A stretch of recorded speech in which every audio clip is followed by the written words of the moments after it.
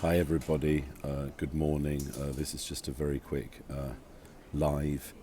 I just wanted to discuss the situation with the band that now are called Mahalima, or at least this is what the fans have coined as the name of the band. I really support Philippine culture, and of course, when I heard about the former band SB19, I really wanted to go and see them live. I heard that they were performing in the Fusion Music Festival in the Philippines, and when I saw their song Gento, or the dance of Gento, I really wanted to meet the band and see the band personally.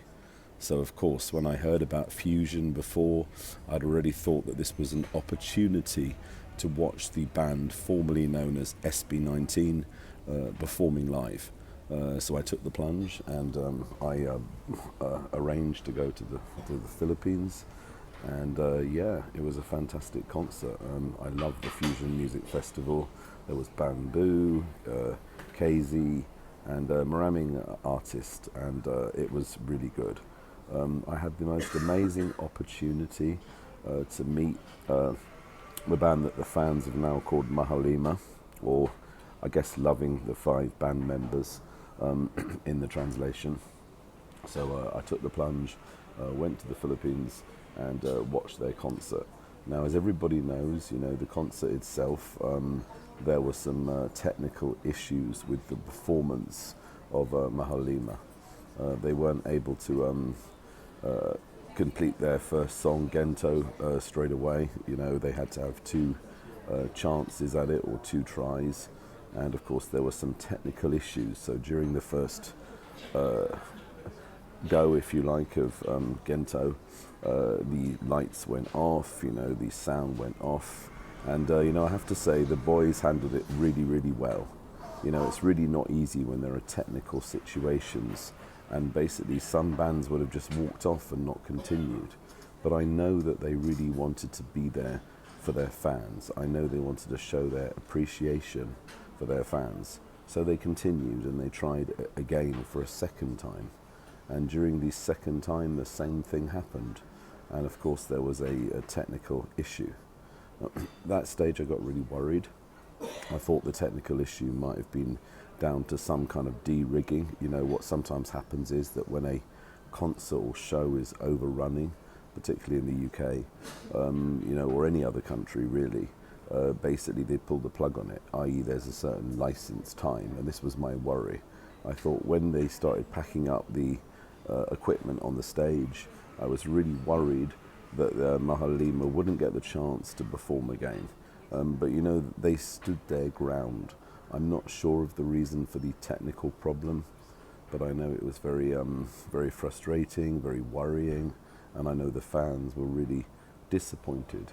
But I have to say, they persevered, they continued, and of course that's what I like about them. They are real performers. They gave it their all, even though they came on late on stage, i.e. they should have probably taken the stage at maybe 11:30. They didn't end up coming on stage till about 1:30 or 2 o'clock.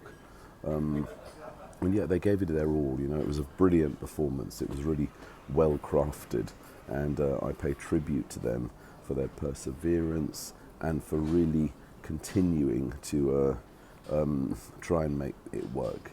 And it was a brilliant performance. They are fantastic dancers, fantastic singers. They're really slick in their performance, and truly professional. So I was very impressed. Whenever I see a band representing the Philippines, or at least a Filipino band, I'm happy to see them. I'm happy to say that these guys really put so much into their performance. They've been coined as a P-pop band. You have K-pop, which is Korean pop, and P-pop, which is Philippine pop. And of course, the band formerly known as SB19 are what you would call a P-pop band. The only thing I would say is it's a shame that I guess Philippine music, OPM, it has its own following, and of course we don't need to try and be like other artists. I'm not saying SB19 or the former band SB19 are like that, but what I am saying is, you know, they are talented in their own right. They're a fantastic band. They should be proud of what they've done. They should have been proud of where they are going. And, you know, they don't need to be compared to a Korean band or anything like that, because the fact is, in their own right, they are very talented, very professional, and a fantastic band, and they should stand up there with the rest of them. You know, I'm very impressed by the way they were. They're also super nice. You know, I had the opportunity to meet them personally, and you know, to shake their hands and to thank them for what they were doing, and of course to thank them for supporting Philippine music and of course OPM. And you know, I'm so impressed with them.